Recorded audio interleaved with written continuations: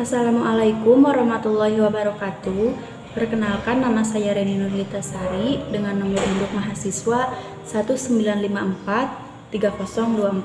Saya dari kelas 3A Pendidikan Biologi Institut Pendidikan Indonesia. Nah, di dalam video kali ini saya akan menjelaskan tentang cloning organisme.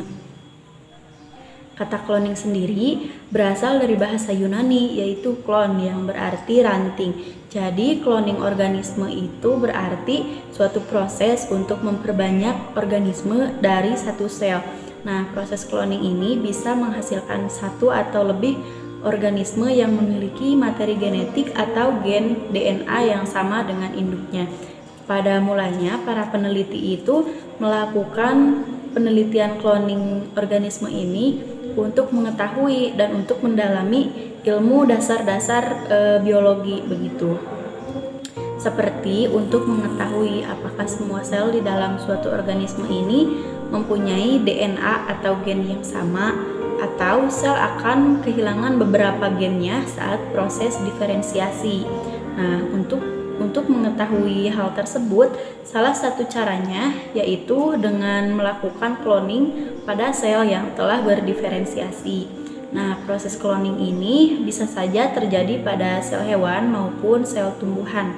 Yang pertama, saya akan menjelaskan tentang cloning pada tumbuhan. Cloning pada tumbuhan ini pertama kali berhasil dilakukan di suatu universitas pada tahun 1950. Mereka itu berhasil menumbuhkan tanaman wortel asal dari satu sel wortel.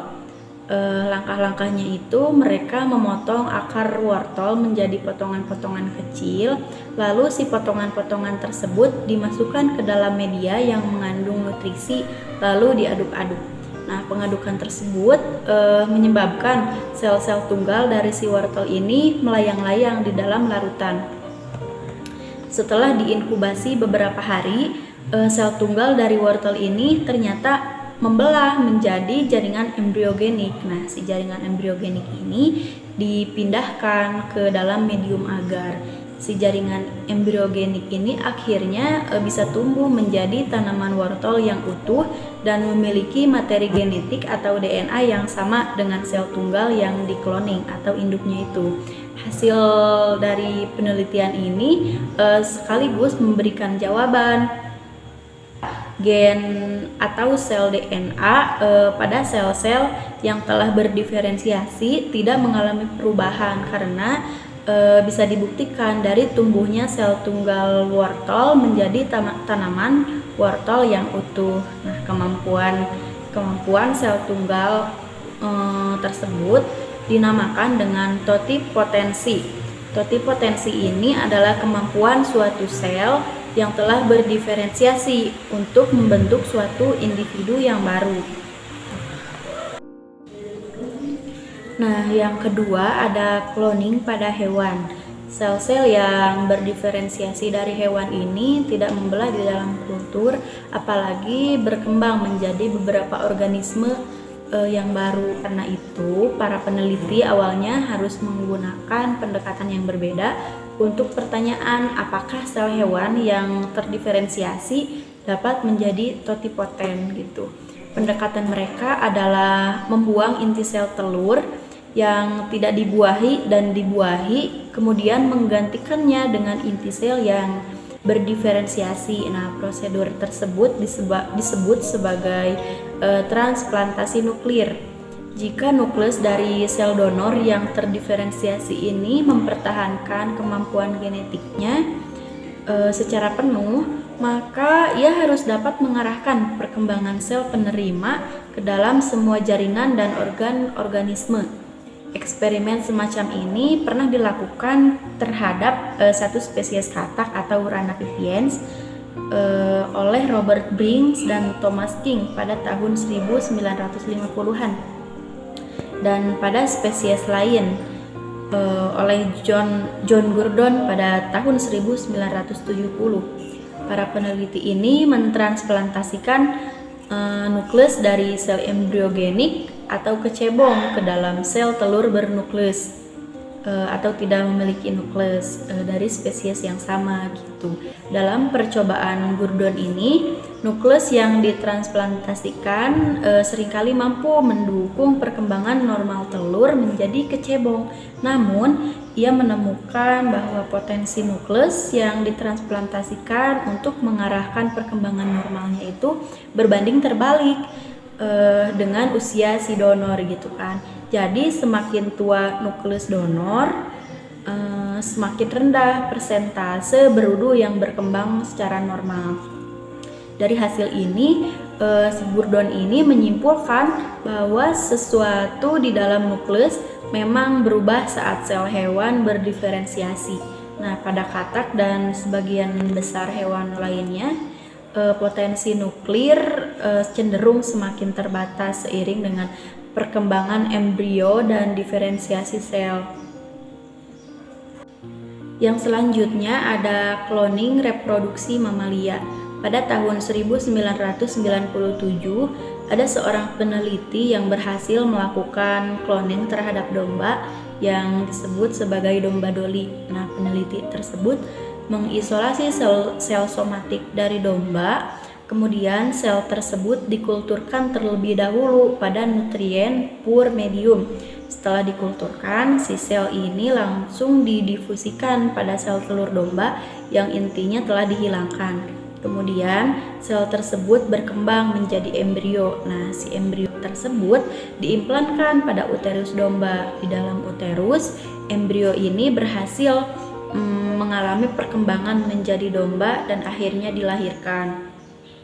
Domba yang terlahir tersebut dinamakan sebagai domba Dolly. Hasil dari analisis para peneliti menunjukkan bahwa DNA dari domba Dolly ini identik dengan DNA pada domba yang pendonor tadi, domba induknya. Sejak keberhasilan cloning pada domba Dolly ini, banyak peneliti yang terus-menerus melakukan cloning terhadap reproduksi mamalia ini. Misalnya ada yang melakukannya pada tikus, kucing, terus sapi, babi, dan ada juga yang melakukannya pada kera gitu. Dari berbagai penelitian yang telah dilakukan tersebut, didapatkan hasil bahwa cloning hewan dari satu sel yang sama tidak selalu menghasilkan yang identik gitu, seperti yang terjadi pada cloning sapi. Sapi hasil cloning dari sel yang sama ini mempunyai karakteristik yang berbeda gitu. Ada yang galak, ada yang jinak, lalu dari fisiknya juga ada yang berbeda. Nah, di dalam kebanyakan studi transplantasi ini yang telah dilakukan gitu kan, hanya sebagian kecil dari embrio cloning yang berkembang secara normal hingga lahir. Banyak hewan cloning yang mengalami cacat, misalnya pada tikus cloning yang rentan terkena obesitas, pneumonia, gagal hati, dan kematian dini. Para ilmuwan juga menegaskan bahwa hewan cloning yang terlihat normal saja pun bisa memiliki kecacatan halus namun tidak terlihat gitu. Alasan dari rendahnya efisiensi cloning pada hewan ini karena sebagian kecil gen diaktifkan dan ekspresi gen sisanya itu ditekan, serta DNA di dalam sel ini berdiferensiasi kebanyakan memiliki lebih banyak gugus metil daripada DNA di dalam sel, serta dari embrio normal dari spesies yang sama. Nah, kemudian saya akan menjelaskan tentang pengaruh praktis teknologi DNA di dalam kehidupan sehari-hari. Yang pertama ini di bidang aplikasi medis. Kegunaan dari teknologi DNA ini bisa digunakan di dalam identifikasi gen manusia yang mutasinya ini berperan di dalam penyakit genetik. Bisa juga teknologi ini digunakan di dalam cara mendiagnosis ataupun di dalam mengobati dari berbagai penyakit. Di DNA juga dapat mendiagnosis penyakit menular, khususnya menggunakan PCR dan pemeriksaan asam nukleat untuk melacak patogen. Misalnya kan karena urutan genom yang sebelumnya telah diketahui. Di antara gen untuk penyakit manusia yang telah diidentifikasi ini adalah gen untuk penyakit sabit, hemofilia, fibros, penyakit Hunting, dan distrofi otot. Itu. Lalu individu yang menderita penyakit-penyakit tersebut dapat diidentifikasi bahkan sebelum timbulnya gejala, atau bisa saja dapat diidentifikasi sebelum mereka terlahir gitu. Kemudian manfaatnya untuk kehidupan sehari-hari juga bisa digunakan sebagai terapi gen manusia gitu. Terapi gen manusia ini didefinisikan sebagai transfer asam nukleat yang berupa DNA ke dalam sel somatik pasien, sehingga gen tersebut memiliki efek pengobatan terhadap penyakit si pasiennya, baik dengan mengoreksi ketidaknormalan gen maupun overekspresi protein yang diolah oleh kode gen tersebut. Tetapi terapi gen ini sudah banyak digunakan untuk kanker, penyakit kardiovaskuler, penyakit infeksius, penurunan fungsi metabolisme dari tubuh, penyakit limpatik, hingga cedera akibat radiasi dan penyembuhan pasca bedah gitu. Namun tidak menutup kemungkinan bahwa perkembangan terapi gen ini untuk mengobati pasien lainnya gitu. Jadi masih bisa banyak lagi. Nah, kemajuan teknologi DNA ini juga sangat memberikan manfaat yang sangat besar di dalam industri teknologi, ya tentunya di produk farmasi gitu kan. Teknologi ini digunakan di dalam pengembangan obat yang berguna untuk mengobati berbagai penyakit. Produk farmasi ini disintesis menggunakan metode kimia organik atau bioteknologi. Nah, yang terakhir, fungsi dari teknologi DNA ini bisa digunakan untuk membantu menemukan bukti forensik atau profil genetik gitu kan. Di dalam kejahatan dan kekerasan ini, cairan tubuh atau potongan kecil jaringan mungkin tertinggal gitu di tempat kejadian atau pada pakaian, barang atau korban gitu.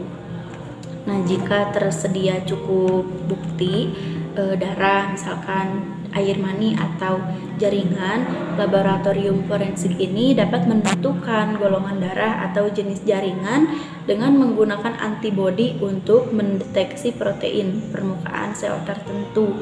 Nah, tes DNA ini di sisi lain dapat mengidentifikasi individu yang bersalah dengan tingkat kepastian yang tinggi. Nah, karena urutan DNA setiap orang itu kan unik ya, kecuali untuk kembar yang identik.